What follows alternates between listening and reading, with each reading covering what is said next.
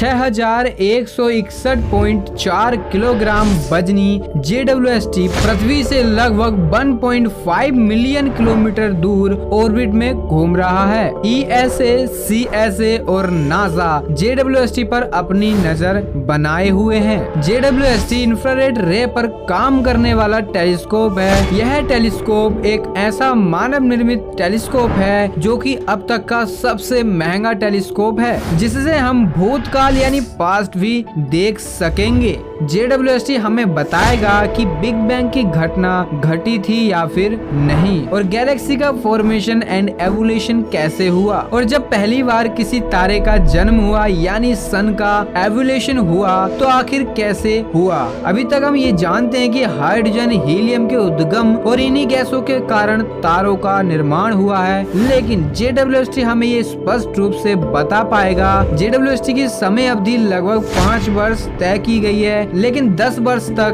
JWST को चलाने का लक्ष्य रखा गया है। JWST की फोकल लंबाई 131.4 मीटर है, यानी कि 431 फीट तय की गई है। 12 जुलाई को JWST के द्वारा क्लिक की गई फर्स्ट इमेजेस को रिलीज किया जाएगा, जो कि हम जैसे स्पेस लवर के लिए बेहद ही खुशी की बात है। तो वीडियो को लास्ट तक जरूर देखें और वीडियो को लाइक भी कर दें। बिग बैंग के लगभग 40 करोड़ वर्ष बाद ब्रह्मांड बहुत ही घना था। न इस टाइम कोई आकाशगंगा अस्तित्व में आई थी और न ही किसी भी तारे का जन्म हुआ था। वैज्ञानिक बस इस बात को ही जानना चाहते हैं, इसीलिए 20 साल की कड़ी मेहनत के बाद हमने लॉन्च किया JWST टेलीस्कोप, ताकि ये टेलीस्कोप आकाशगंगाओं और तारों के फॉर्मेशन के राज से पर्दा हटा सके। और आशा भी यही की जा रही है कि ये टेलीस्कोप ब्रह्मांड की गुत्थियों को सुलझा पाएगा। जैसा कि अभी तक हमें पता है कि बिग बैंग के करोड़ों साल पश्चात आकाशगंगाओं की उत्पत्ति होना शुरू हुई। तब चारों तरफ मूलभूत कण यानी कि फ्री प्रोटॉन्स का ही राज था, लेकिन करीब 4 लाख वर्ष पश्चात जैसे जैसे टेम्परेचर लो होने लगा, तब जाकर इलेक्ट्रॉन्स और प्रोटॉन्स की अपनी साझेदारी से हाइड्रोजन एटम बना और धीरे धीरे हीलियम भी बनी, और इन्हीं गैसों से मिलकर फोटोन का निर्माण हुआ, यानी प्रकाश का जन्म हुआ, यानी कि किसी एक तारे का निर्माण हुआ। तब ब्रह्मांड धीरे धीरे अपारदर्शी से पारदर्शी होने लगा। ये सब अब तक हमारे पास सिर्फ थ्योरी के रूप में है, लेकिन अभी तक हमने इसको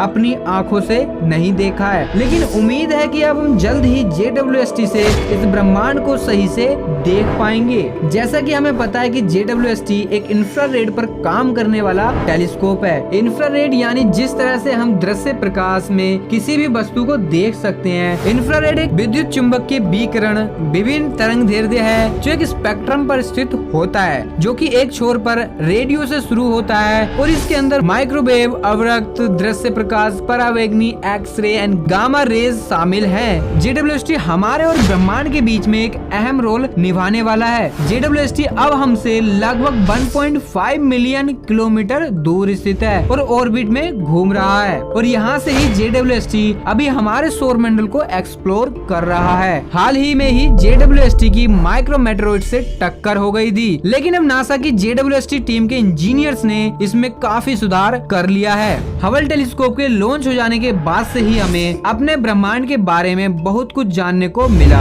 अब चाहे वो सबसे दूर स्थित गैलेक्सी हो या फिर कोई सुपरनोवा ब्लैक होल हो, लेकिन फिर भी हबल ब्रह्मांड की कुछ गुत्थियों को समझा नहीं पाया, जैसे dark energy and dark matter. लेकिन जैसे जैसे JWST अंतरिक्ष के काले अंधेरे में धंसता चले जा रहा है, वैसे वैसे हमें हमारे सौर मंडल के बारे में जानकारी प्रोवाइड करा रहा है। हाल ही में ही JWST ने हमारे सूर्य के बारे में भी बहुत कुछ बताया, और साथ ही आपने प्रोक्सिमा सेंचुरी B का नाम तो सुना ही होगा, जिसे 24 अगस्त 2016 में मिको टुआमी ने डिस्कवर किया था, जो हमारे अर्थ से लगभग 4.24 लाइट ईयर्स दूर स्थित है, जिससे 2020 में कुछ सिग्नल को BLC-1 रेडियो टेलीस्कोप ने डिटेक्ट किया था, जो कि प्रोक्सिमा B सेंचुरी से आ रहे थे, जिन्हें वैज्ञानिकों ने बहुत ही गंभीरता से लिया। क्या वहाँ पर कोई इंटेलिजेंस सिविलाइजेशन मौजूद हो सकती सकती है। लेकिन अब से पहले हमारे पास ऐसा कोई टेलीस्कोप नहीं था जिससे हम प्रोक्सिमा के अंदर झांक सके, लेकिन अब JWST के आने के बाद हमारे पास सब कुछ है जिससे हम प्रोक्सिमा के अंदर झांक सकें और बता सकें कि क्या सच में वहाँ पर कोई इंटेलिजेंट सिविलाइजेशंस मौजूद है, क्योंकि अगर ऐसा नहीं होता तो वो हमें कोई सिग्नल भेज ही नहीं पाते।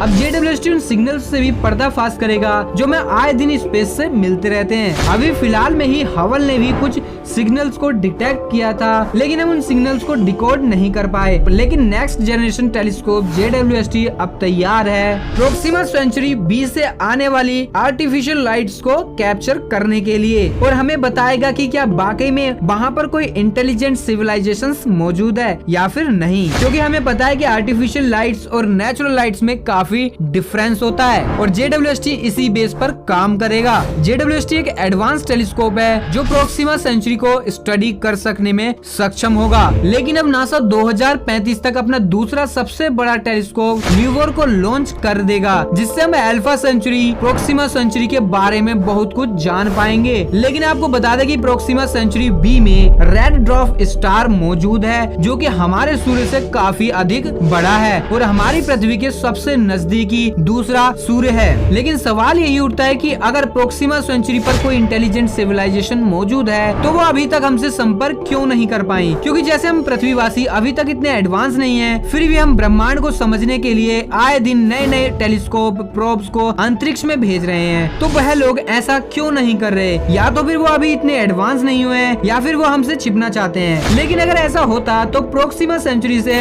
हमें सिग्नल क्यों मिलते? लेकिन अब JWST जल्द ही प्रोक्सिमा की ओर अपना कदम बढ़ाएगा और हमें बताएगा कि आखिर प्रोक्सिमा सेंचुरी पर हो क्या रहा है। JWST ने अभी तक काफी सारी गुत्थियों को सुलझा दिया है, लेकिन JWST को जिस काम के लिए स्पेस में उतारा गया है, यानी big bang, Galaxy formation and evolution आदि को कवर करने के लिए, इसके बारे में अभी कुछ नहीं कहा जा सकता। लेकिन JWST की पहली काबिलियता हमें 12 जुलाई को देखने को मिलने वाली है, जहां से एक नए युग की शुरुआत होने वाली है। अब तक ना जाने JWST ने कितने ब्लैक होल, एक्सोप्लैनेट, दूर स्थित आकाश गंगाओं को खोज लिया होगा, लेकिन वो सब अब हमें 12 जुलाई को देखने को मिलेगा, क्योंकि उन इमेजेस में क्या होने वाला है ये तो अब हमें 12 तारीख को ही पता चलेगा। अब पॉसिबिलिटी लाखों हो सकती है, क्योंकि हमारा ब्रह्मांड इतना बड़ा है, कुछ भी पॉसिबल हो सकता है। लेकिन आपको क्या लगता है JWST इन सभी सवालों के जवाब दे पाएगा या फिर नहीं? कमेंट सेक्शन में जरूर बताएं। अगर वीडियो पसंद आई हो तो वीडियो को लाइक कर दें और वीडियो को शेयर करना ना भूलें, और चैनल पर नए हो तो चैनल को सब्सक्राइब कर लें, साथ ही बेल आइकन को प्रेस भी कर दें ताकि हमारी आने वाली न्यू वीडियो की नोटिफिकेशन आपको सबसे पहले मिल सके। तो चलिए फिर मिलते हैं न्यू वीडियो में न्यू टॉपिक के साथ। तो जब तक के लिए be alert, be happy, be curious.